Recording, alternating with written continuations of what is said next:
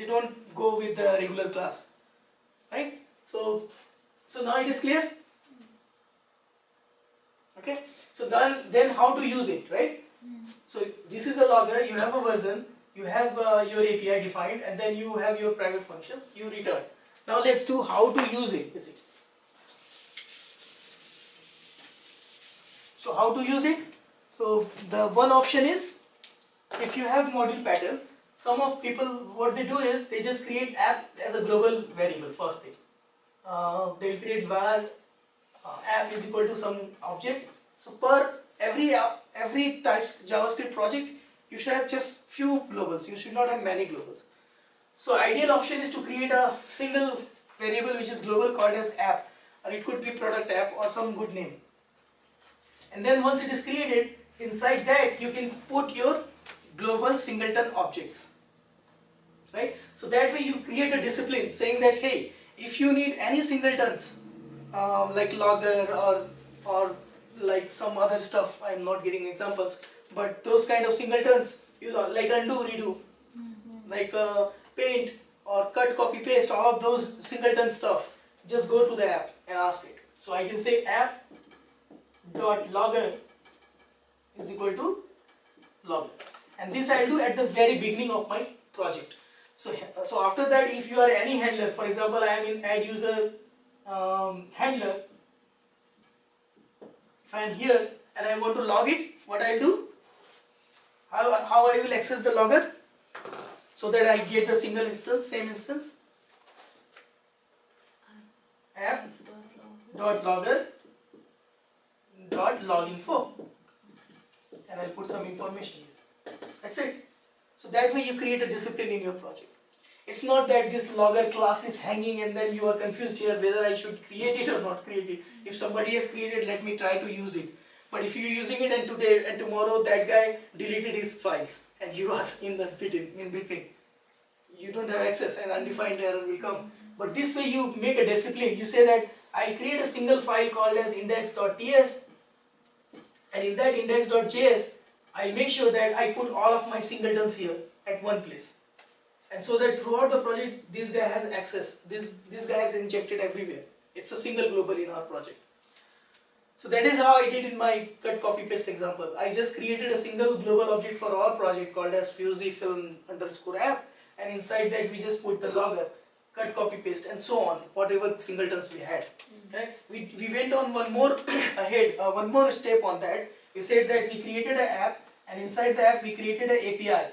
And inside the API we put all of this, like cut, copy, paste, and all of the singleton APIs that we had, and some of the properties that we created, and so on. We did some name spacing on that, but it's up to you. It's your imagination.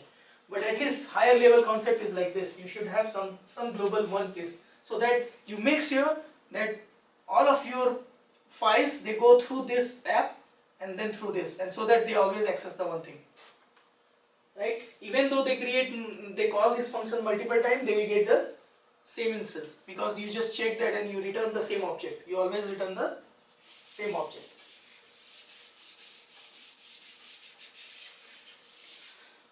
So in module pattern, the idea is to create app.logger is equal to call the logger function.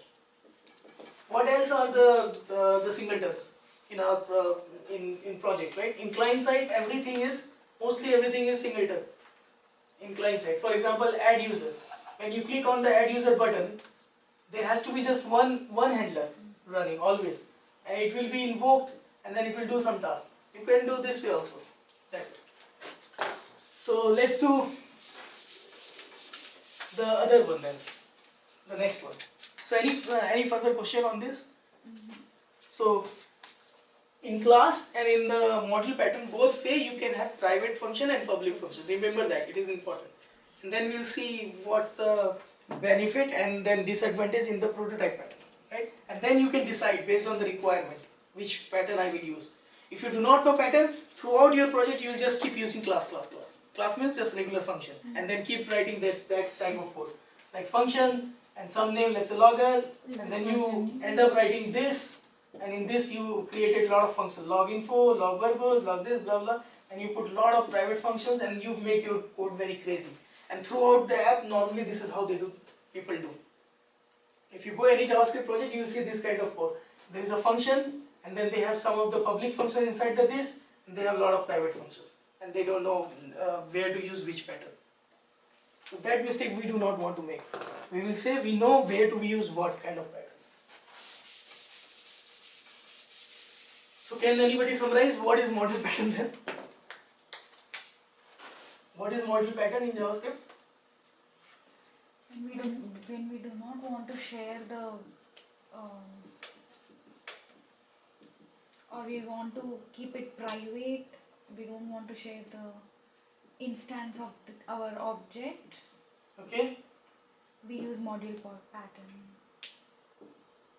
Instance of object. You do not want to share the instance of the object, or you do not want them to create the instance. So you want to share you may say you want to share the same instance of that you maybe wanted to say. I want to share the same instance of the object and keep my stuff private also, some of the private stuff, right? Then this is one use case. Another? Same thing, just Same. have single instance. Single instance is another thing, right? Only the single instances provided. Yeah. Any other thought? Any discovering that private thing also, right? Yeah. Any other thought? You can also do inheritance, but we will do later that one. Like in module pattern also inheritance is possible, but we'll talk later. Is there any other thought? No. That's it, right? And then this is memory efficient also, because you don't end up creating a lot of instances and you save some of the memory. So memory efficient. And then what else? It has advantage of closure. So you have all of the closure advantages that you can achieve. Like you can do private things and then all. It is related to this, but basically if you put closure, you explain the concept. And we covered some of the examples like logger example, cut, copy, paste, and all of that you can model. So in your example you can describe.